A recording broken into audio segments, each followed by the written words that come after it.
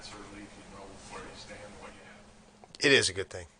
Absolutely. And I spoke. I'm gonna refer to my notes here because these are the notes I walked into the locker room this morning. We had a meeting, and you before the deadline, you talk about, hey, this is our team, and we're a team, and we play as a team. And let's face it, we're in professional sports, and any guy can be traded at any minute. And then as you approach the deadline, story after story about who it is, and all the different scenarios of 4 or 5 guys in that locker room, or maybe even more. And so now today, we officially are a team. There's nobody leaving from that room, and there is a real silver lining to that. Not only for the coaches, but for the players and the whole group.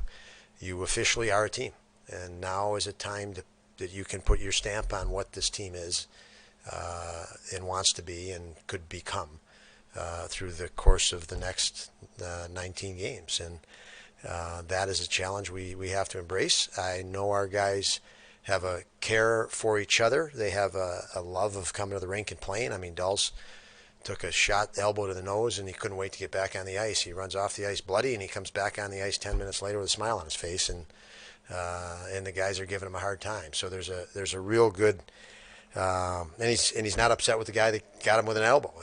Let's go play. So again, now that the deadline's over, we can embrace it even more. That this is our group. As far as Casey goes, I guess he might not play tomorrow. Is he an option for Friday? Yeah, Casey and I was thinking Middlestead too. We never call these guys by first name, so you're killing me, Bill. Like it's, when you say Rasmus, then I really get nervous up here. Just so you know. So you ever want to get me to start talking about Rasmus?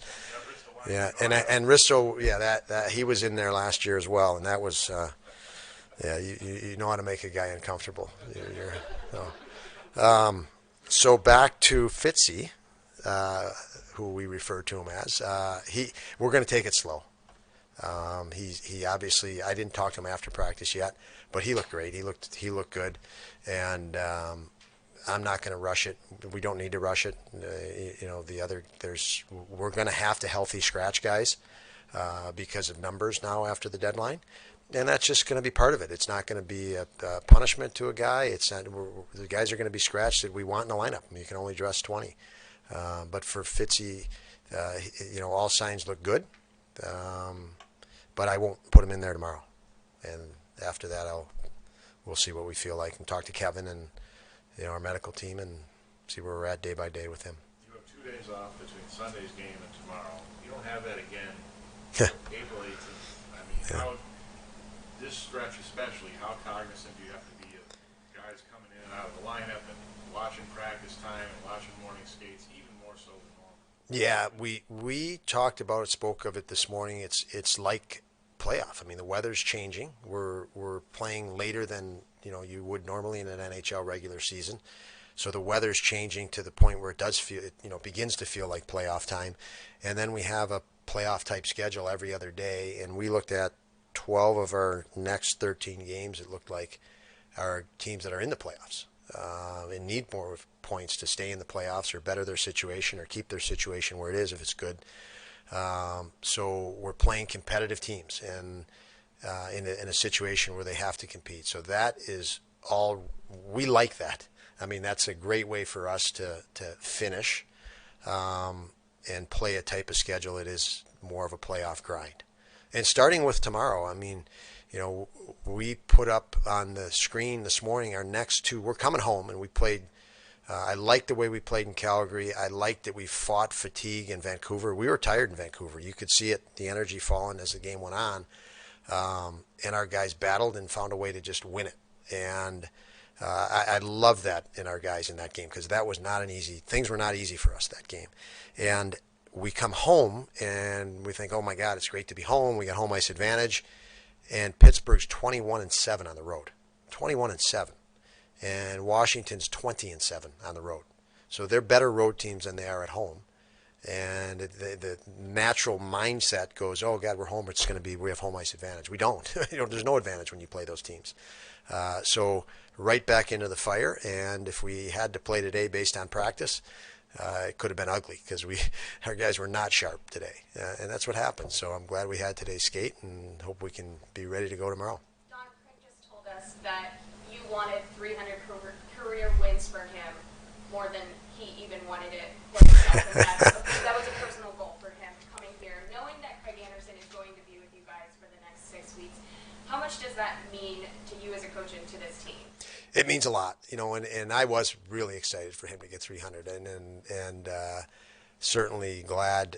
I mean, every win for him is a win for us, so that it goes hand in hand. So I don't want to disacknowledge or make sure I don't point that out, but no, he earns it every day. I mean, he's at his age. It's amazing what he does every day, and he needs a little extra rest in between to recover. I mean, that's the biggest thing as these guys get older.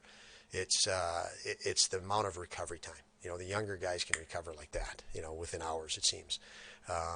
So for him, yeah, he's done a lot in a short time to help us as coaches, send the right messages, and they're consistent, and they'll stay with us for a long time, and with our young guys for a long time.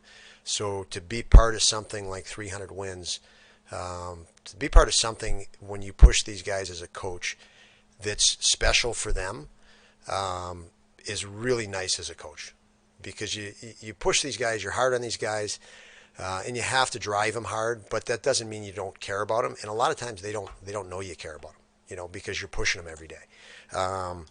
And so when they do get, they accomplish something like that, and you can be a part of it, there is some enjoyment as a coach. And having that cohesion stay for the rest of the year as well with this group, is that a little bit relieving for you? It is. Yeah, it is. I mean, that he has brought cohesion. So for us to have lost Craig at this point would disrupt, and really the potential of disrupting what he brought was strong. I mean, he's been a solid guy for us and stabilizing guy. And we've had ups and downs like every team, but he's walked the walk. So when he talks it, there's a presence there. And like I said, he speaks the right way. He speaks, and you see and feel the foundation of ups and downs. It's not you feel the foundation of, when he speaks that everything in his career has been great. It's more the opposite. Like he's been under, very unstable situations, and he's gotten through it, and it's made him stronger. And that's the type of messaging he has always had. He's been very consistent with that. As a coach, do you feel it's better, like I'm sure you have a schedule for your goaltenders, do you feel it's better, no matter what, just to stay on that schedule? And I'm asking just because you had Tokarski get a shutout, came back with Anderson, so I'm figuring that Anderson's, you had scheduled, that's the way you wanted to do it. Do you feel it's better team-wise to stick with it and not change it if somebody gets a shutout, maybe put him in? Yeah, I mean, I think when I think of our two that we have right now and our team right now, Andy is and how I'm processing all of this. There's lots of different ways, but within the context of today and where we're at, my processing is Andy's our number one goaltender. And when he's ready to go, we'll go to him. If we skip it, it's adding pressure. It's disrupting, potentially disrupting a focus, and there's no need for that. Andy's established himself as the number one guy through the course of his career and what he's done this year. And when he's ready to go, he goes. And Ticker then knows I will be ready when he's not ready. And if we change it, then we have to change the whole psychology of the dynamic. And it's one less thing we can take the psychology right out of it. And just, this is the way it is. And there's enough games that, obviously, as Mike mentioned, the schedule the way it is, that Ticker's going to get plenty of games down the stretch because of the way the schedule is. Is the plan to play Craig tomorrow? That is, yep. It's a secret, though, Bill. All right. I'm telling you. So, okay. Thank you, guys.